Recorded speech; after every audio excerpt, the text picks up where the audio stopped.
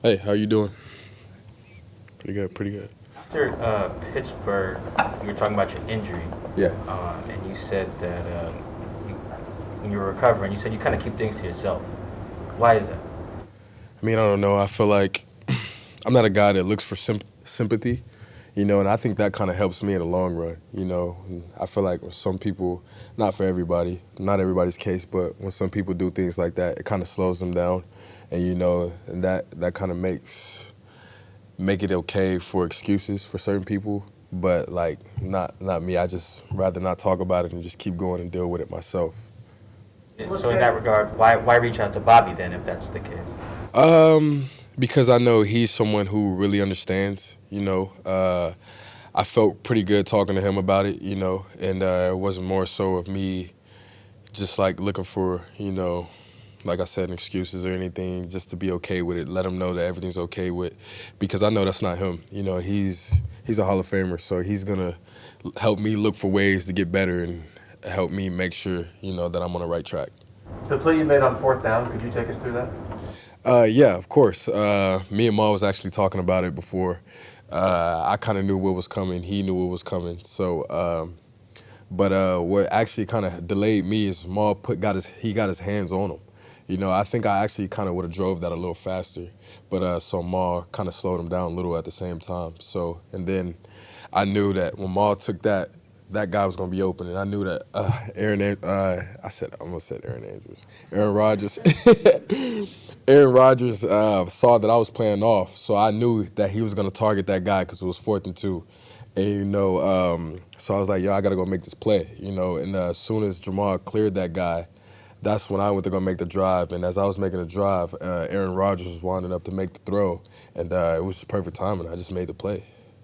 I know you and Jamal have the same trainer. Did you have much of a relationship with Jamal before you got to Seattle? Maul was not necessarily. We were on different timings, so Maul was doing things with the trainer, Clay, and also I was working with other people. Maul had private sessions, so I never really got the chance to talk to Maul, like I do now and stuff like that. So me and Maul didn't cross paths till we got here. When you take us through that play, you can see the decisiveness on the field. You know that you have studied to the point of being able to read what was happening. Does anything surprise you about the way that you're playing? Because the numbers back up that is not just a one-time thing. Right. I don't think it doesn't surprise me. I remember saying something a while ago. I know I had an interview a long time ago during camp. I was like, I'm gonna go out there play with a chip on my shoulder. If I get that chance, I'm gonna go out there and prove to everybody that I belong here.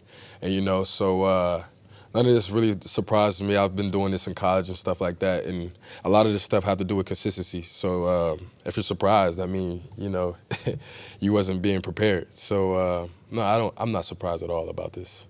The physicality that you play with, is that something you've always had, or is that something you've had to enhance because maybe you were told that you didn't profile as the size? That's what got me here, physicality and being able to make plays on the ball. That's something I've always had. For me, actually being my size, I took that in accountability myself. I got to be stronger and bigger than the rest of a lot of guys, because what other corners may have on me is height, but physicality, I can match that up with anybody. So that's something I take pride in, my physicality and my speed. From the very first play, you sort of looked like you felt like you belonged out there, with, like no rookie moment or anything like that. Is that, I mean, have you felt that way, or is that just sort of an inner confidence you've always had? Or? I've always had the confidence. Once you put me out there, it is what it is. And I remember talking to Tim, one of Russ's guys.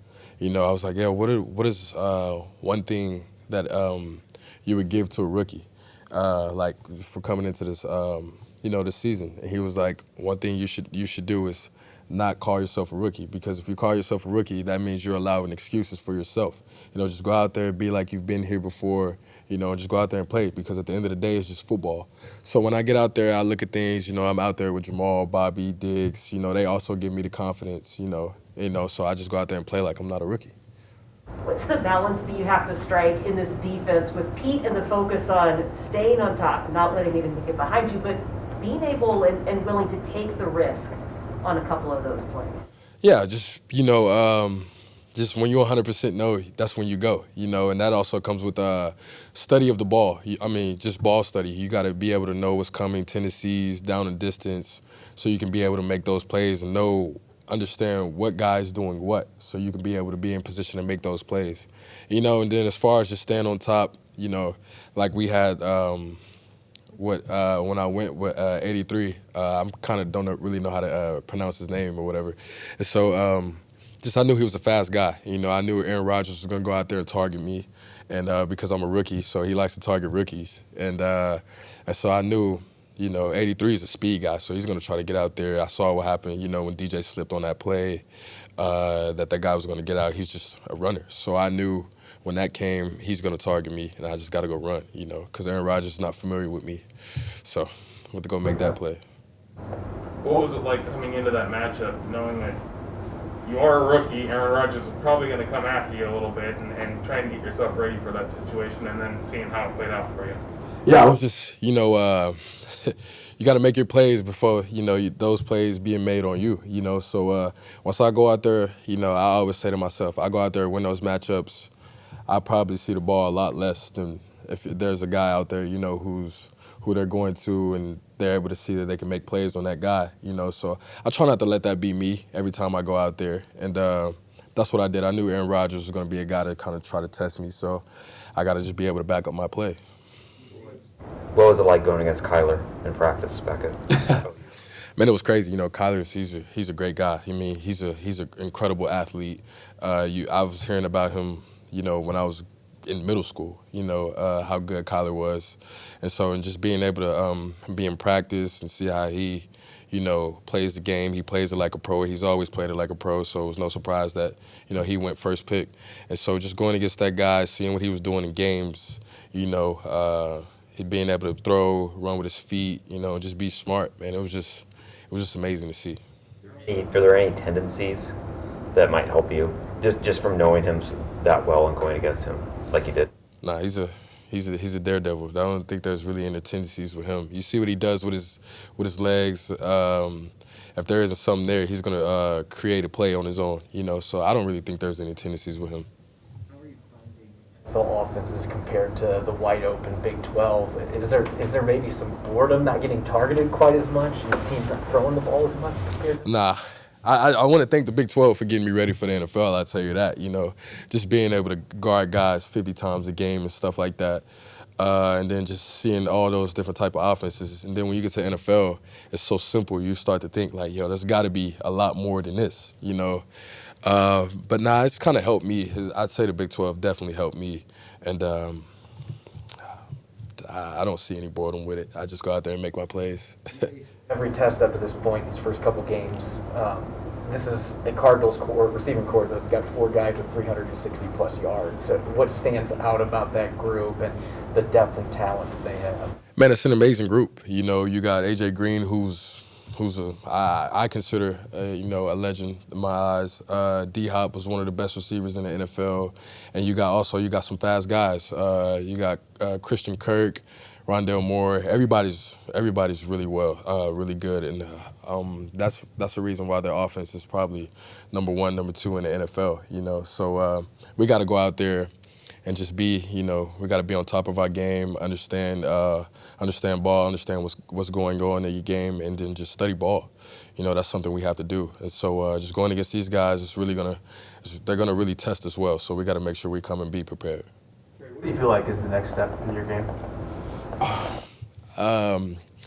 Getting interceptions, I say, be the next step in my game.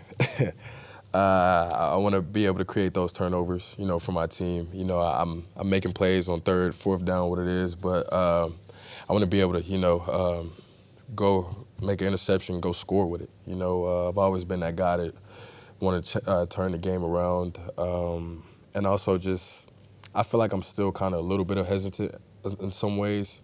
And you guys probably haven't seen it, but I see it, a little bit in my game, and that's something I want to do better. It's just when I see it really actually go and just trigger on it. Because like I said, if I wasn't really hesitant on that 4th down play, I probably could have been able to just go, get an interception. But just try not to be hesitant and go make those plays. How hard was it to watch the first month or so of games? I mean, just, Pete said you were basically making a run at the starting job and everything coming right out of camp. Like I said before, it was pretty tough, just being able to, just getting hurt, because I'm not really a guy who really just gets hurt. This was the first time I had to miss games, probably like multiple games in my career. So, and, for me being a competitive, it was always, it was pretty tough on me, But like I said, I got great teammates. I got guys who's always backing me up. So they made that a lot easier to deal with, I'd say. And also, being a rookie, I was blessed to be able to sit back and just learn, You got to look at things as a learning curve always. And so as I was able to sit back and learn, I say that's probably, why I'm out there making plays also. It's not your primary responsibility, but screen passes, when they're running you guys off and they're just sending guys, they're basically running you off Yes, sir. as candy. How difficult is that for you to support? That's pretty tough. It's pretty tough, because as a DB, you can't have your eyes in the backfield. If you got your eyes in the backfield, then those guys who's probably running off is going to get the ball. So it's pretty tough to go out there and just see those screens. And I'd say that's you rarely see a corner making a play on a screen if it's not a receiver, other than a running back. So I say if they're giving the ball to a running back, then yeah, you'd hardly see a corner making a play on that. How much time has the defense spent on that alone here the last week or two? We've been focusing on it. We know it's going to come. We feel like it's, the NFL is a repeating game. And so we feel like we're going to get a lot of those in the game when we play this Sunday. So, I'm pretty sure we're going to be on top of those things now that they come. In terms of learning how to be a pro, who's been most impactful for you in that regard this year? I said Bobby. I spend most of my time with Bobby. But Jamal and Diggs also have been on top of everything with me as well. So I like to take my nuggets from each and every single one of those guys because they're all great at what they do. Jamal's great at what he do, Diggs is great at what he do, and you got Bobby, like I said, he's a Hall of Famer guy. And so I spend most of my time with Bobby. He's been here the longest, so that's somebody I try to learn from. Learn from him? What I've learned from him, just being patient. Just make sure you're just being consistent, That's what he explains to me. That's how he's been here, for a while. Just being a pro, in order to be a pro, you got to be consistent with a lot of things that you do. There's some guys who I feel like taking a break today, I feel like it's okay, to do this today and then just get back on it. But that's not the case in the NFL, man. You got to be just consistent on top of everything. Do you still want to be involved in the return games at all? Or? I mean, yeah, I do, but that's not up to me. I would love to, as being a competitor that I am. I would be a receiver if I had to. I mean, if I wanted, if I could. And so, we got a great guy back there. DJ, he's doing really well back there, man. He's killing it. So, man, just hats off to him. Nobody have to worry about that. Bobby Wagner's really grown off the field. How much has he taught you about the life and business of football, the business of life and entrepreneurs and all the things that he's involved in? Yeah, he's taught me a lot.